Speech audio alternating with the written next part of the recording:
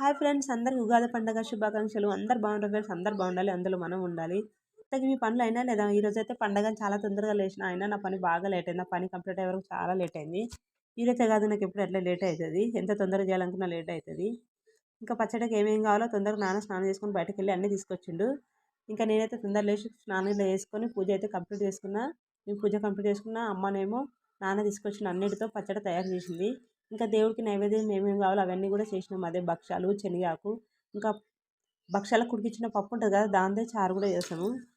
దేవుడికైతే నైవేద్యం ఇవి పెట్టినాం. పండగ అని కాదు, ఏ పండగైనా సరే మా అమ్మ అయితే నాన్న తిన్నదాకా తినదు. మేము తిన్నాం, నా అమ్మ అయితే తినది. పండగలకి నాన్న తిన్న తర్వాత తింటది. మామూలు రోజులు అయితే తింటది, కానీ పండగలకైతే అసలు తినది. ఇంతకు మీరు పచ్చడి తాగినా లేదా? మేమైతే తాగినాం. ఇంతకు పచ్చడి దేంతో తాగుతారు? మేమైతే ప్రతి ఏటా పచ్చడి తాగాలంటే ఇక మర్రి ఆకుతోని ఇట్లా చిన్న కట్టెరిలా గుట్టి దాంతోనే తాగుతాం. ఈ సంవత్సరం కాదు, ప్రతి సంవత్సరం దాంతోనే తాగుతాం. పచ్చడి తాగే ముందు నోట్లో వేసుకొని అట్లే మింగద్దు, ఒకసారి పులకరియాలి, తర్వాత తాగాలని చెప్పింది అమ్మ.